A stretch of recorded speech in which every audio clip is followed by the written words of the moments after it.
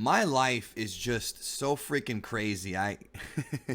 It's just so unfathomably nuts. So, as y'all know, a couple days ago, I posted a video with leaked images that I found on Reddit, the Star Wars Leaks Reddit page. And actually, it's kind of funny because that video, well, let me go in order. So I posted these two images from Star Wars The Rise of Skywalker. Wasn't sure if they were real. Turns out they were real because Disney copyright struck the video, blocked it. I didn't get an actual strike, but they did block the video worldwide. And I posted about it. I made a follow-up video saying, oh, I got struck by Disney, yada, yada, yada, et cetera, et cetera. And, you know, since then, the story has kind of blown up a little bit, more than I was expecting it to, because, the Jedi Paxis leaks and the Making Star Wars leaks, I trust Making Star Wars more than Paxis because I don't really know Paxis, whereas I know Jason. I've met him a couple times. I do trust him with Star Wars news. I don't agree with him about everything Star Wars, obviously. He liked Last Jedi way more than I did, but as far as news goes, he's unparalleled. So, lo and behold, Disney strikes the video, and I'm not even mad. I'm not even really upset about it because I understand why they did it, right? I obviously did dispute it, and actually, the video where I posted about them striking me wound up on Reddit, which I thought was really funny because all Disney did was solidify that the images were real. They didn't necessarily solidify that all the spoilers are real from the film because we don't know yet. And like I said in my video, we don't know what's real and what's not. And when I did my breakdown of the spoilers, I thought a lot of it was not true. I thought a lot of it just was BS. Turns out that it's not BS, not based on the new trailer, because the Jedi Paxis scoops that he had posted on Reddit and on Instagram for months, or for weeks, I'm sorry, a lot of that stuff wound up in the trailer. So it's like, this guy has to have real information. And obviously, they're doing reshoots, so the movie's going to turn out differently than we had originally anticipated. But what's crazy is, look at my screen for a second. As you see, Disney copyright strikes YouTuber revealing Star Wars Rise Skywalker leaks. And, okay, I don't want to show you all the leaks here. I'm sorry. I didn't want to actually read it, but the images. But over here we have, and I scrolled down fast, so hopefully you didn't see that, but it's me on my community tab. And then here is the, let me go back because I'm over here looking at other stuff, but they have my video there. And there's other videos linked, like, Jeremy Johns and Midnight's Edge. Check out those channels, by the way. Y'all probably already know who they are. That's me right there, and me again.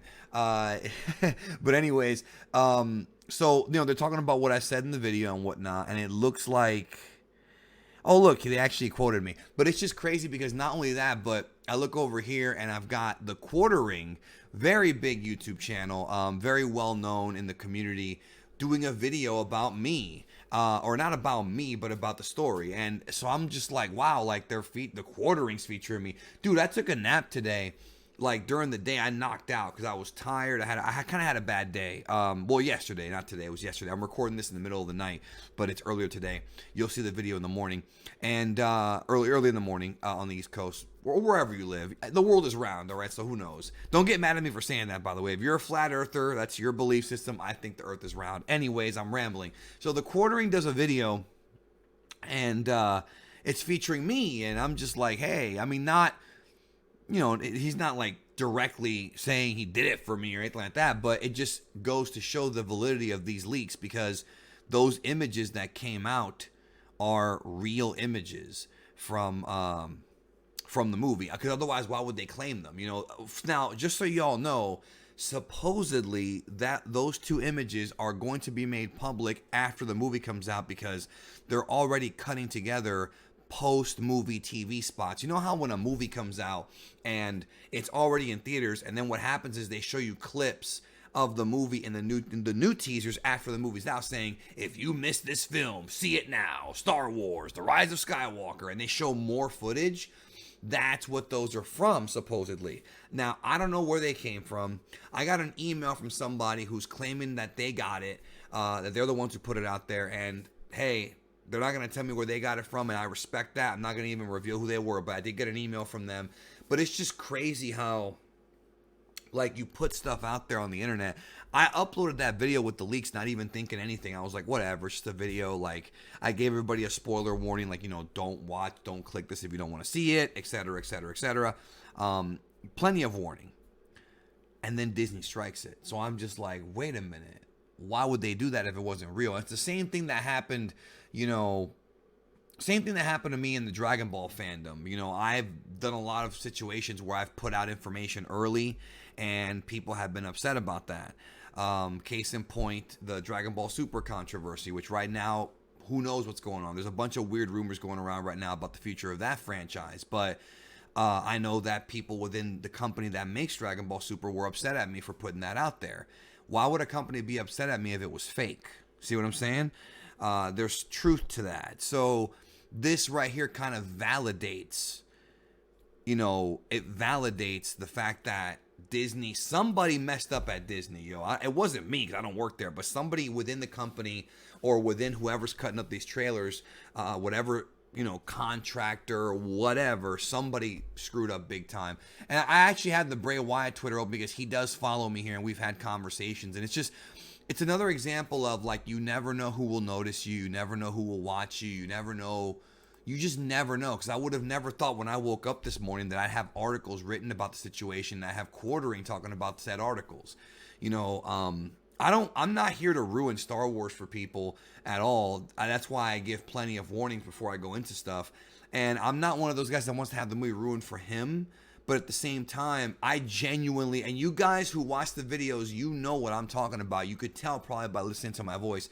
I genuinely had no idea that those were, like, when I was talking about the Paxos spoilers, I didn't think they were real. In fact, if you listen to my breakdowns, I thought they were fake. I'm pointing out like 5, 6, 7 things in each video, in each of the acts. So it's like, what, 21, 22 things in the film, in the leaks that I thought were fake. I was like, no, there's no way they would do this. This doesn't make any sense.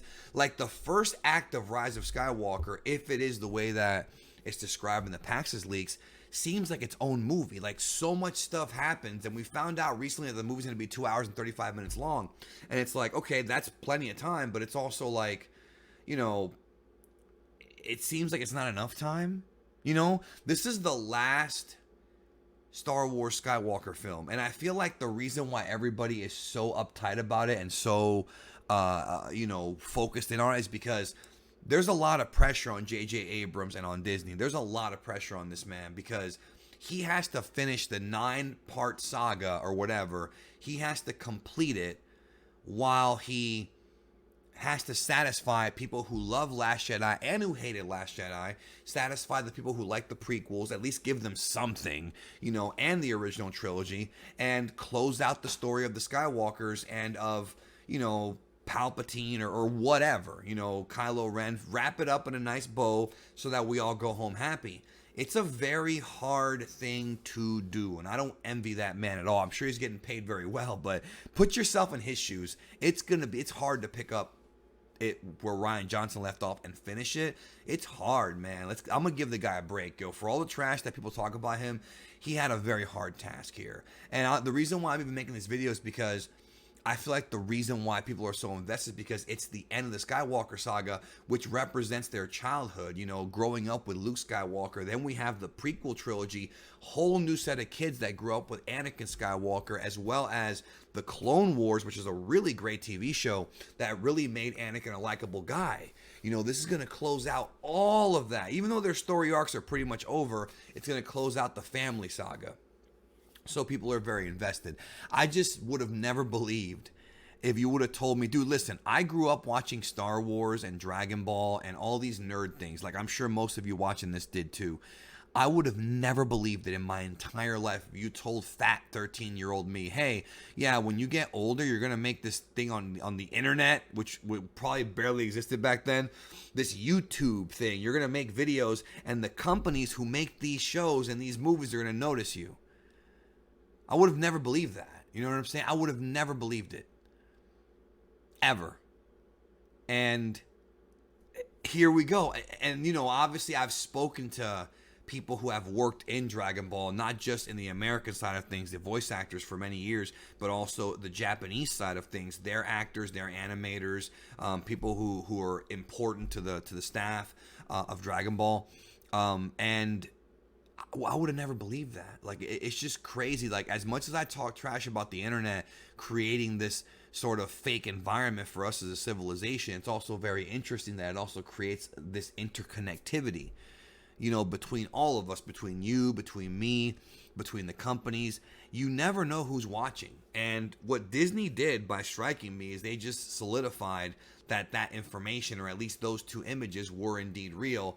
And unfortunately, what they're talking about is in the Pax's spoilers. So this guy Pax's, you know, maybe it's a little bit of fact and a lot of fiction. Maybe Disney's purposely putting stuff out to fool people. That could also be the case. Be careful with that. But it's still just an interesting story, and one that I would have never believed would have happened. So the quartering, dude, talking about Geekdom 101, even if it was once, it's crazy. And all these articles, again, I don't want to go in because if I scroll up, it's going to go into the spot. I didn't even notice it was there, so I apologize for that. What is this? Oh, crap. That's not what I want. Okay, let me get out of there. I thought this was because they pulled down a tweet from Star Wars Girl. Okay, I was just... All right, I might blur that when I edit this video. We'll see. We'll see. Or you know what? I'm going to give a spoiler warning at the beginning of it or something, just to make sure nobody gets mad at me. I'll probably put in big words, accidental spoilers, be careful or something. I don't know. We'll figure it out. Anyways, that's it. Thanks for watching. Yeah, that's what I'm going to do. I'm going to put in big words, accidental spoiler, on the screen. Please be careful, because it's right there on the screen now, because I still have the damn... I still had the damn OBS directed at the screen, dude. All right, I'm just going to post that. It's minor spoilers. It's the images. But hopefully I won't get struck again. Oh, boy, they might strike me again. Anyways, folks, I'm out of here. I'll talk to you soon.